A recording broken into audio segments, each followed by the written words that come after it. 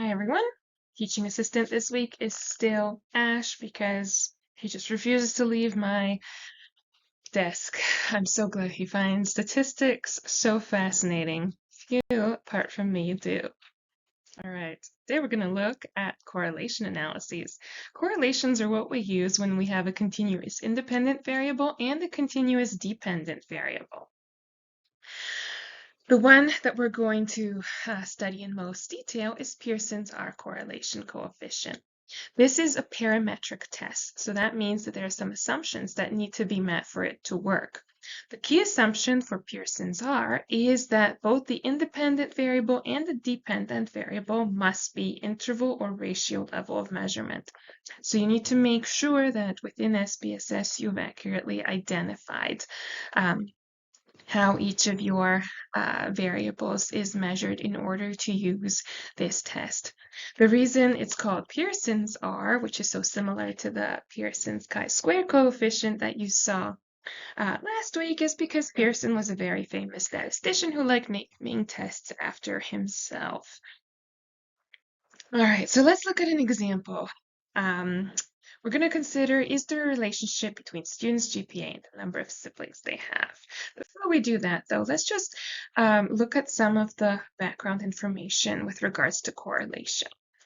Perfect linear relationships are very rare. And what Pearson's correlation coefficient does, it measures the extent of linear approximation. So how close is it to a perfect linear relationship?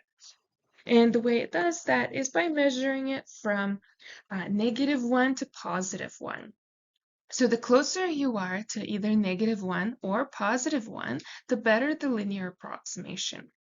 A value of 1 exactly means it's a perfect linear relationship.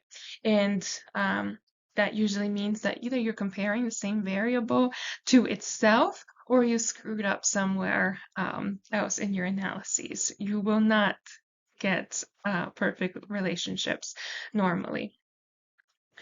The sign just indicates the direction of the linear relationship. So either -1 or +1, those are equally strong correlation coefficients. And what I mean by direction of linear relationship is this. So positive correlation is looks like this. It's showing us that as one variable increases, so does the other. So an example would be as the years of experience at your place of work increase, your salary also increases. This is a negative correlation. When one variable increases, the other decreases. And Ash is now fascinated by the red dot. He very much wants to catch it. An example would be as your age over the age of 50 increases, your height slowly decreases because you shrink. No correlation is when the line is completely flat. The closer your line is to being like this, the stronger the relationship. The flatter it gets, the weaker the relationship, and the more spread out the dots are. So as you can see, the dots don't follow perfectly along the line. So this is a scatter plot graph, but they are roughly equally spread on either side of it, and that's what's known as heteroscedasticity. Homoscedasticity is when they're equally spread around it. Heteroscedasticity is when they're not. And we'll learn more about that when we look at regressions. Another way of interpreting the magnitude of your correlation coefficient is with the coefficient of determination. And to get that, you basically just square your correlation coefficient, and that indicates the proportion of the variability in the dependent variable that is associated with independent variable. And the exact opposite to that is the coefficient of alienation. So 1 minus the squared correlation coefficient gives you the proportion of variability in the dependent variable that is not associated with the independent variable. Okay, let's apply this now to our actual research question. So we want to look at number of siblings and GPA, and we get this very simple table from SPSS. It's very redundant, unfortunately, as most things in SPSS are, but here we can see number of siblings and its correlation with itself, and the number of siblings and its correlation with grade point average. So this value here is our Pearson correlation coefficient. It's negative 0.11. We've got these two little asterisks, which SPSS ever so helpfully tells us means that the correlation is significant at the 0.01 level, which is very redundant actually, because if you look at the next row where it says 0.000, that's also our significance value and tells us that the correlation is statistically significant.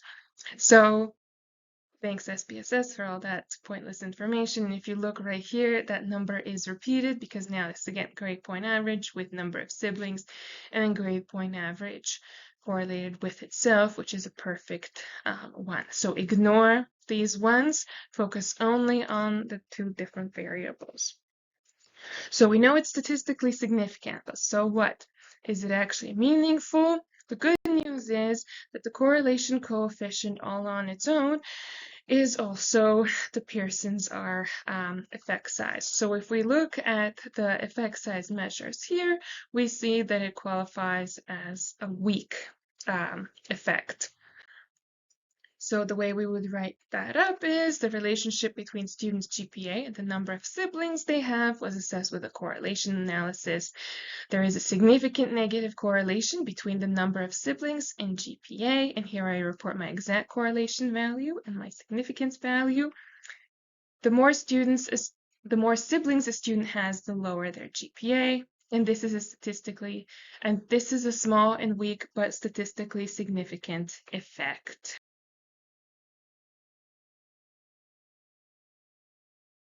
As with the chi-square test that we learned about last week, the correlation coefficient Pearson's R specifically also has non-parametric alternatives. And this is what we use when either the dependent variable or the independent variable is ordinal.